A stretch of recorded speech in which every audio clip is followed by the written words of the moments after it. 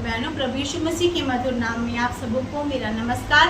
आज का जो वचन है जो मैं आपके लिए आपके सामने पढ़ना चाहूँगी, कोरिन्थियंस 6:14 है ना, उसमें लिखा है अविश्वासियों के साथ असमान जुए में ना जूतो, है ना, क्योंकि धार्मिकता और अधर्म में क्या मेल मिलाप, या ज्योति और अंधकार में क्या संगति, है ना। क्या लिखा है? अविश्वासियों के साथ असमान जुए में ना जूतो, क्योंकि धार्मिकता और अधर्म में क्या मेल मिलाप, या ज्योति और अंधकार में क्या संगति। ये क्या है ना। ये एक बहुत ही गहरा वचन है। इसके लिए मैं कुछ आपसे शेयर करना चाहती हूँ और कुछ बातें हम डिस्कशन करेंगे इस वचन से संबंधित। मैं जब छोटी थी, मैं वचन पढ़ती थी और बहुत सारे वर्ड थे जो बिब्लिकल मुझे समझ में नहीं आते थे, है ना।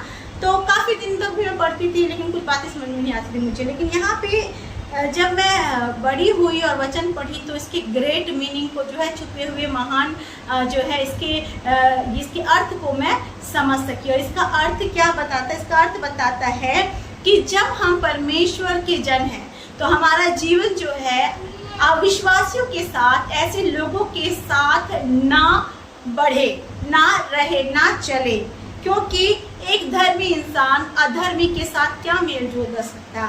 क्या अंधकार और ज्योति भी कभी एक साथ चल सकते हैं, है ना। अगर अंधकार होगा तो ज्योति वहाँ पे दिखाई नहीं देगा, अगर ज्योति हो जाएगा तो अंधकार भाग जाएगा, अंधकार दिखाई नहीं देगा।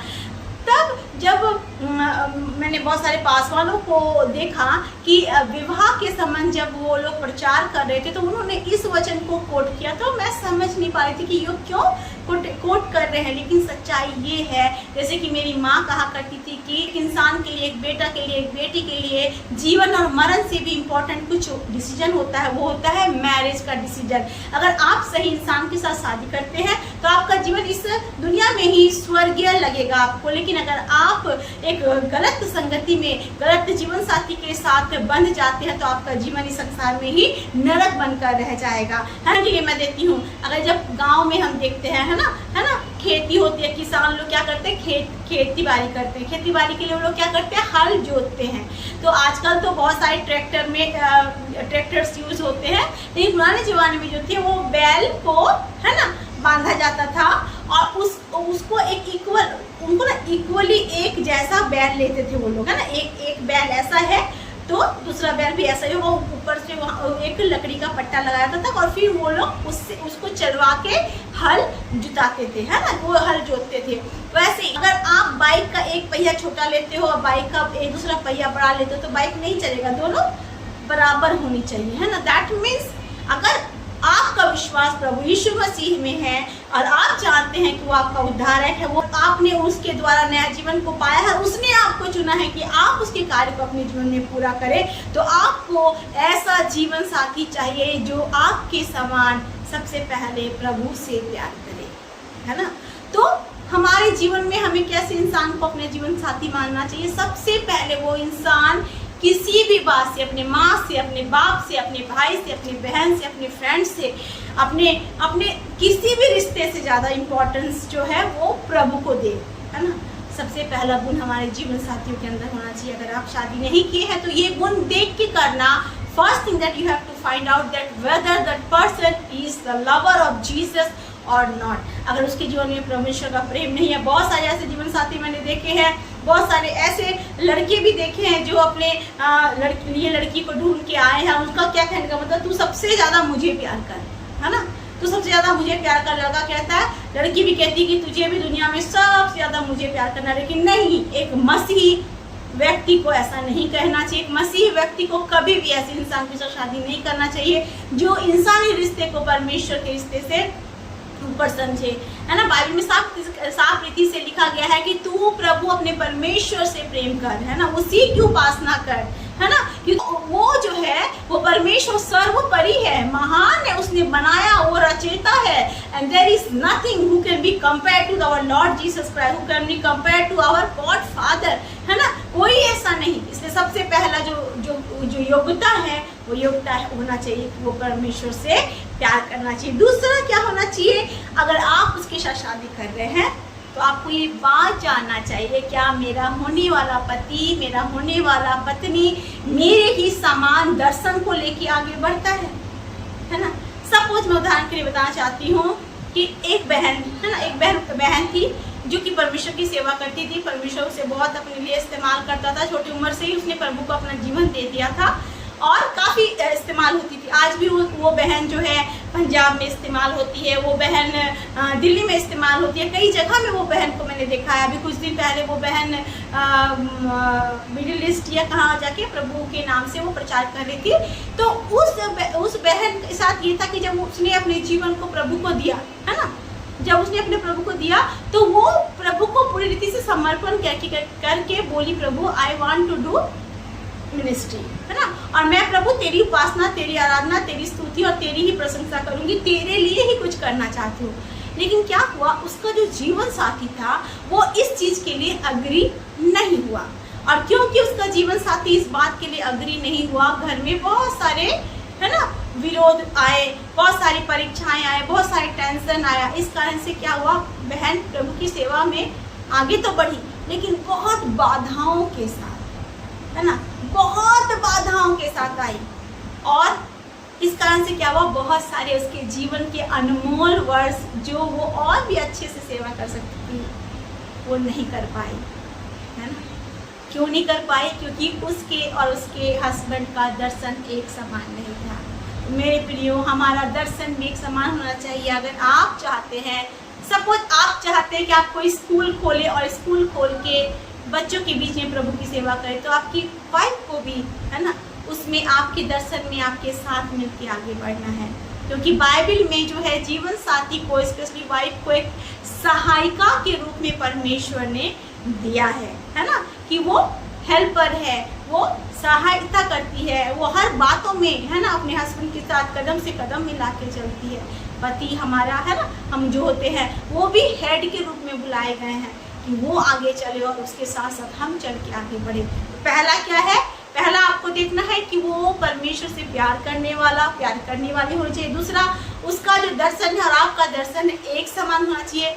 तीसरा, अगर आत्मिक बातें हो और सांसारिक बातें हो तो कौन सी बातों को वो चुनता है। कई बार ऐसा होता है, बहुत सारे मैंने परमेश्वर के दास दासी देखे हैं, हमारे अंदर भी बहुत सारी कमियां हम ढूंढ सकते हैं, प्रभु हमें दिखाता है कि हम अपने जीवन को व्यर्थ बातों में भी लगाते हैं है ना। हमें लगता है कि ओके कोई बात, जीवन में आत्मिकता का जो वैल्यू क्या है वो भी आपको जांचना है ना। बहुत सारे ऐसे हैं जो कि प्रभु से प्यार करते हैं, बहुत सारे ऐसे हैं जो मुंह से कहते भी हैं कि yes I love the Lord and I really want to do something for the Lord. लेकिन उनका क्या कहना होता है कि जब हम बूढ़े हो जाएंगे, जब हमारा जीवन खत्म हो जाएगा, जब हम अपने बच्चे को बड़े कर देंगे, उनकी शादियाँ कर देंगे, तब हम प्रभु की सेवा कर लेंगे। नहीं, सांसारिक बातों को हमेशा से शुरुआत के जीवन से ही हमें इम्पोर्टेंस नहीं देना है। क्योंकि प्रभु कहता है जब तुम अपना क्रूस उठाकर मेरे पीछे चलते हो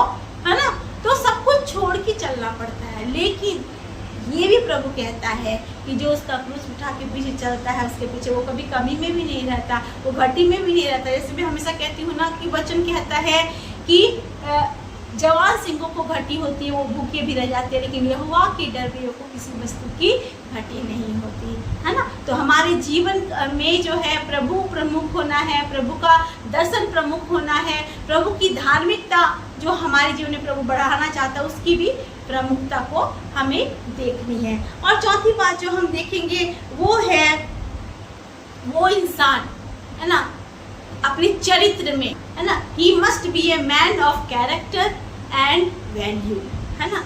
एक अच्छा चरित्र का, एक अच्छा मोल का है ना, वैल्यू का, मूल्यवान व्यक्ति होना चाहिए। ऐसा नहीं कि जो मर्जी बोल रहा है, जो मर्जी कर रहा है, जैसी जिंदगी जी रहा है, जैसे मर्जी उठ रहा है, जैसे मर्जी बैठ रहा है, ऐसा नहीं। भजन संहिता 1 साफ इससे कहता है जो ठट्टा करने वाले की मंडलियों पे नहीं बैठता, बुरे लोगों की संगति में खड़ा नहीं होता है, उनके साथ वो कोई तालमेल रखता ही नहीं है, ऐसा व्यक्ति। क्योंकि जब ऐसा व्यक्ति आपका जीवन साथी बनता है तो वो आपको प्रभु में बढ़ाएगा, और आपके साथ साथ आपके दर्शन में, है ना, प्रभु की कार्य को पूरा करने में मदद करेगा। और जब आप प्रभु के कार्य को उसके साथ मिलकर पूरा करेंगे, चाहे आपको प्रभु ने जो भी कॉलिंग दी है, हो सकता है किसी को परमेश्वर ने डॉक्टर बनने के लिए बुलाया, किसी को इंजीनियर बनने के लिए बुलाया, किसी को नेता बनने के लिए बुलाया, किसी को अपना सेवक बनने के लिए बुलाया, या किसी को अपना समाज सेवा करने के लिए बुलाया। लेकिन सारी बातों में आपके हस्बैंड और वाइफ का जो है क्या बोलते हैं, मत है ना, उसका उनका जो सोच है आपको सपोर्ट करना चाहिए, है ना। ऐसा नहीं कि मैं किसी को पसंद करती हूँ जो अपने जीवन में डॉक्टर बनना चाहता है, और मैं जो है खुद अपने जीवन में क्या करना चाहती हूँ, मिशनरी बनना चाहती हूँ। तो ऐसा नहीं होता।